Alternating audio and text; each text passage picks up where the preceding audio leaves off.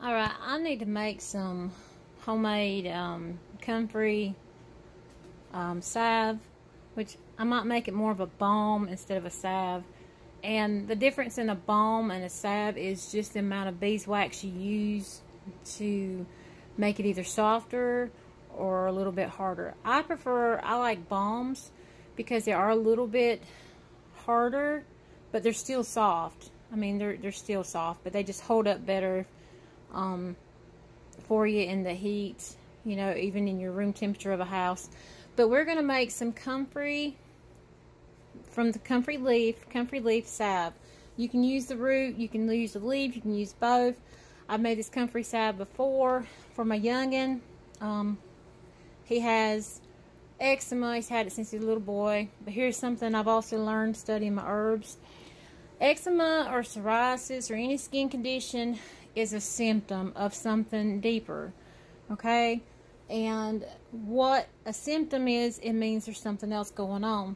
So since I've been studying herbs, there's been 2 or 3 herbalists and a well-trusted herbalist that say that if you have psoriasis or if you have eczema, more than likely it's a cause from your liver. Your liver's got some type of problem going on with it. So therefore, you need to treat the cause above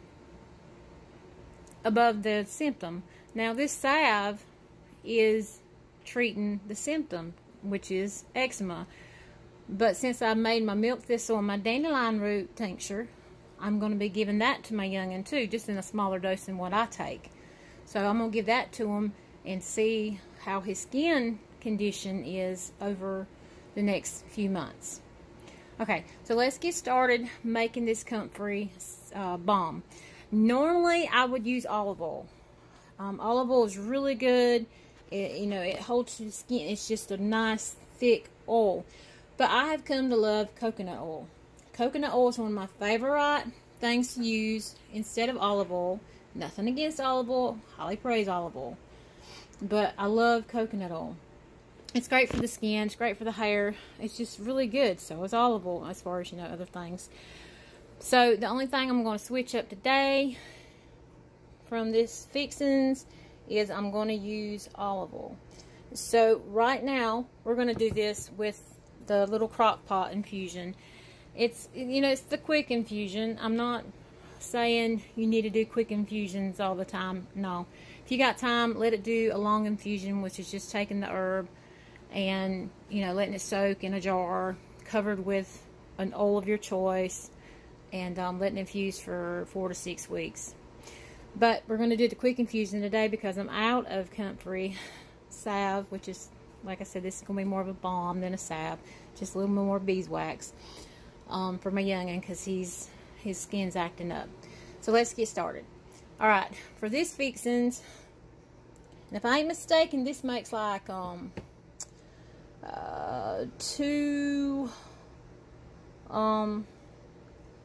little, is it 8-ounce jars? I've got to think. I'll let you know whenever I get all said and done. Okay, so you're going to need, I'm only doing half of what it normally calls for because I don't want to make that much. So this is my half of it.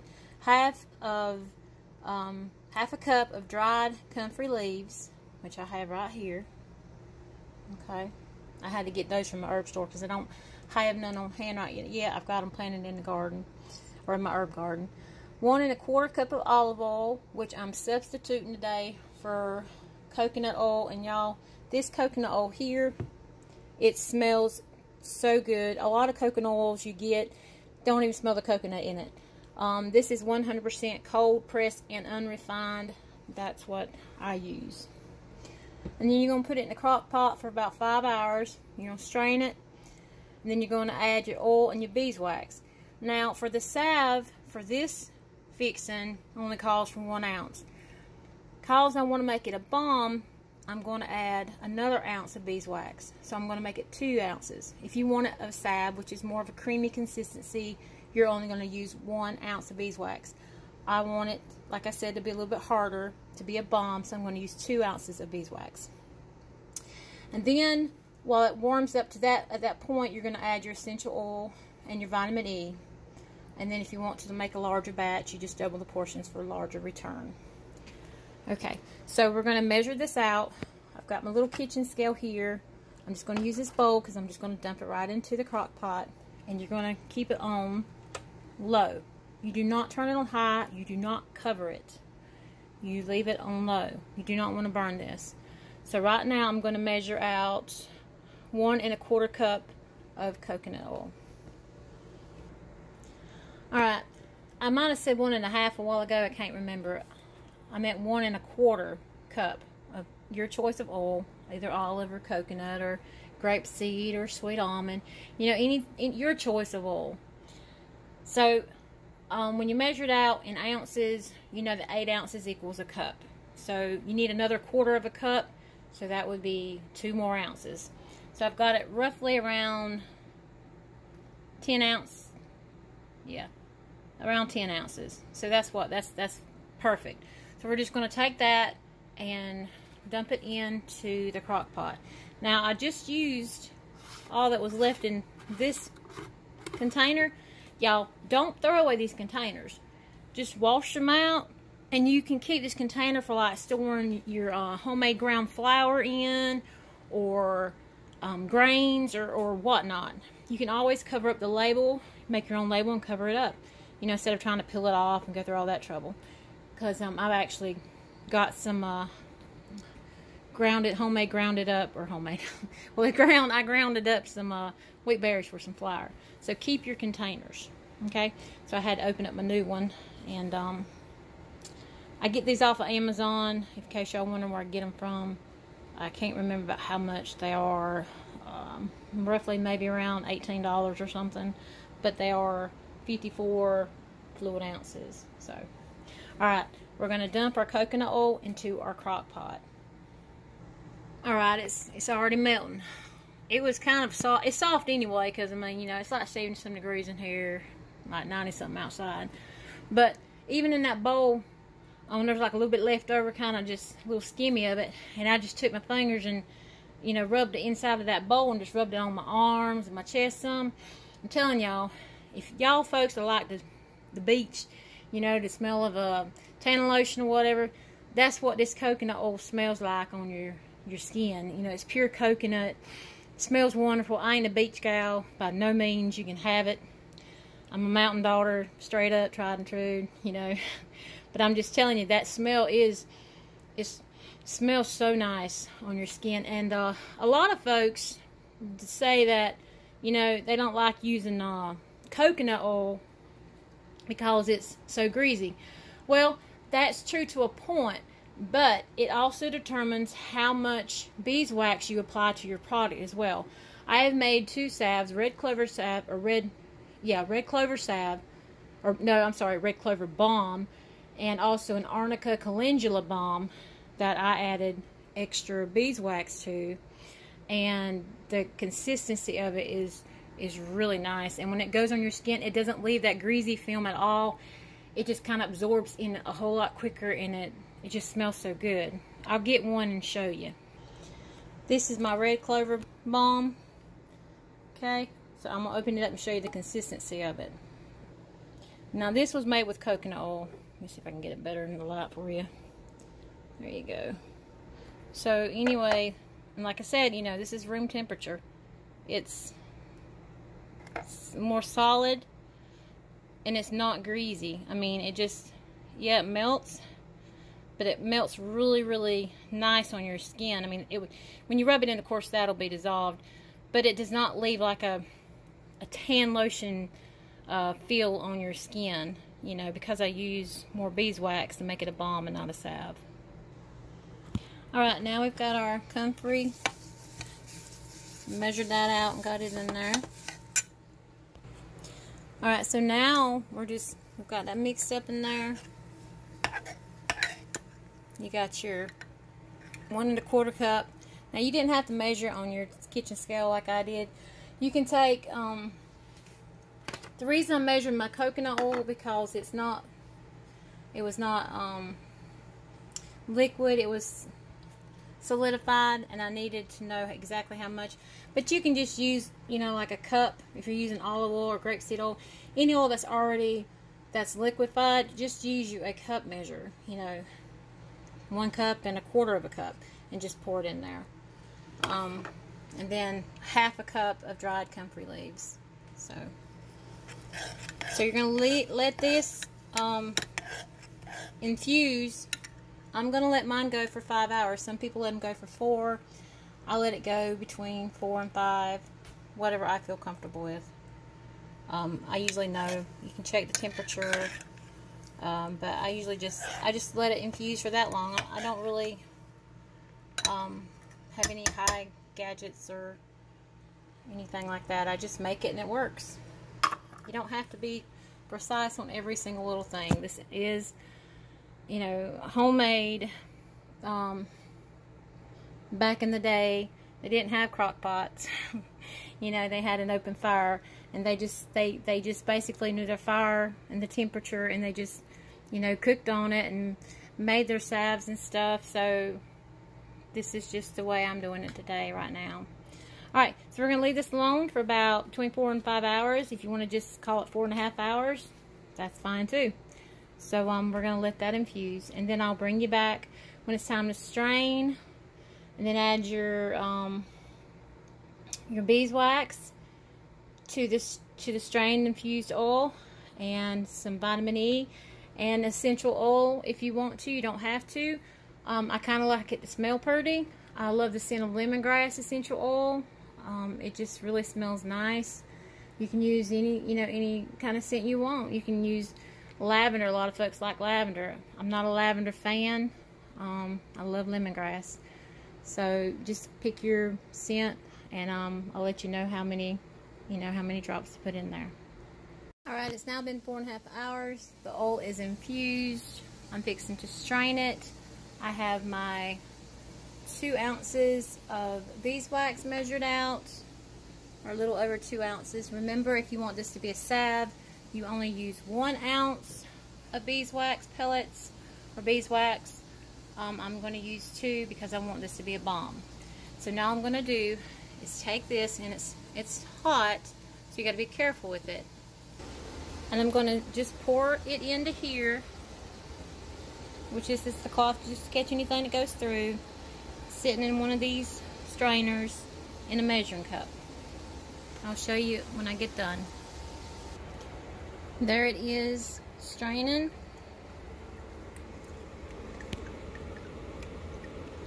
And so I'm just going to gather this cloth up and squeeze it through, but be careful because it can be very warm.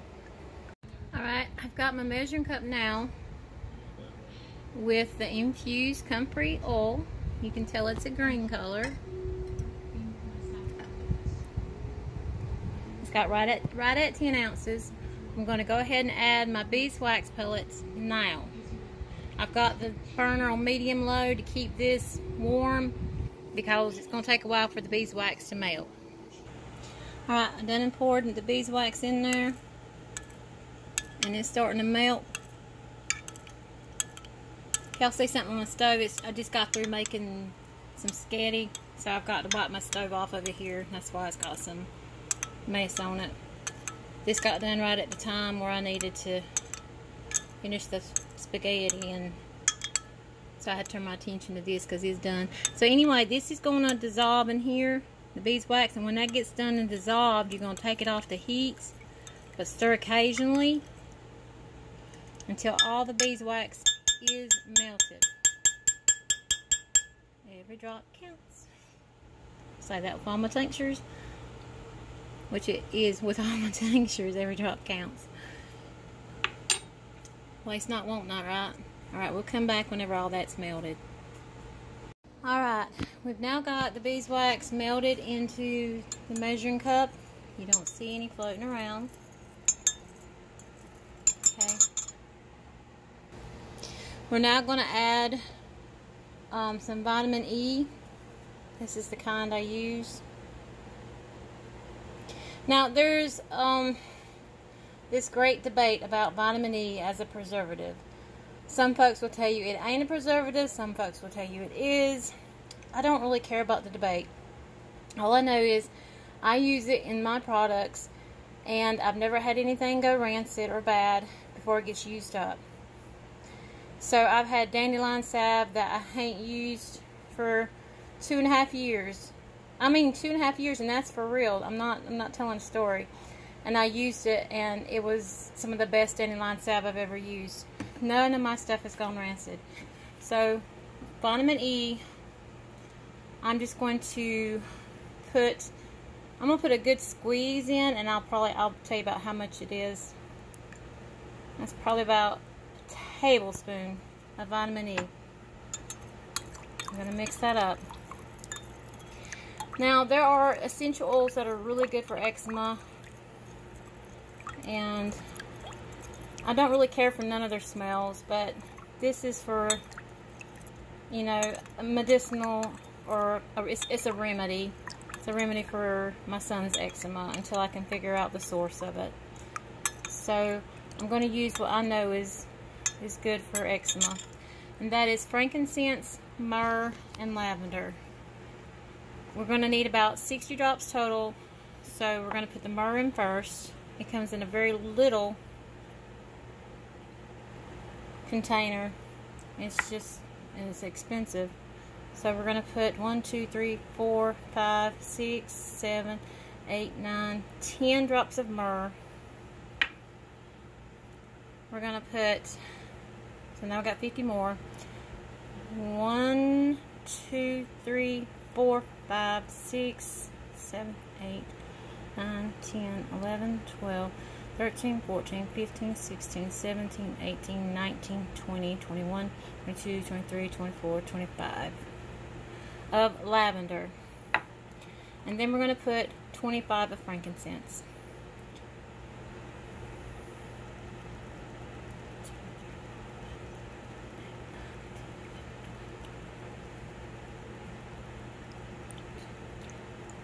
Okay, so that's a total of 60. And then we're just going to mix it up really good.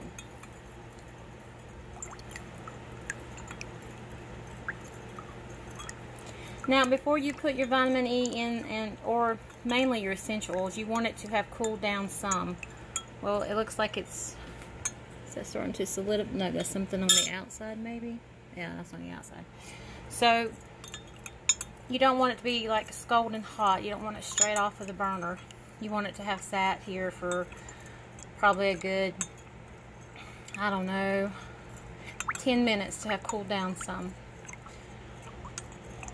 You can, and then, you know, go ahead and put your vitamin E in, and then your essential oils. I'm using, like I said, those because they're good for eczema.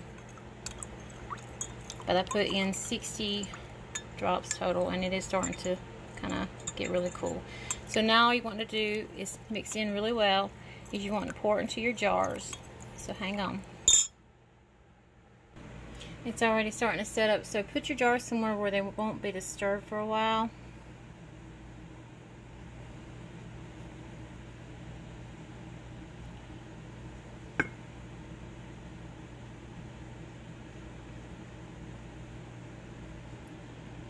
Okay, see how it solidified in the measuring cup? And I really want all of that. So you can reheat this, or you can scrape it out and just mix it in with the jars. I'll give you a finished product look whenever they cool. But that's how you make it. Alright, this is the next morning. I'm actually out on the porch. I got better light out here than in the kitchen early in the morning. This is the salve. You can tell I'm using this because my son, he had a shower last night, and I put it on his skin where he always has trouble with eczema, which is normally behind his ears, on top of his fingers, like in between the little web parts right there, you know. He normally has it there.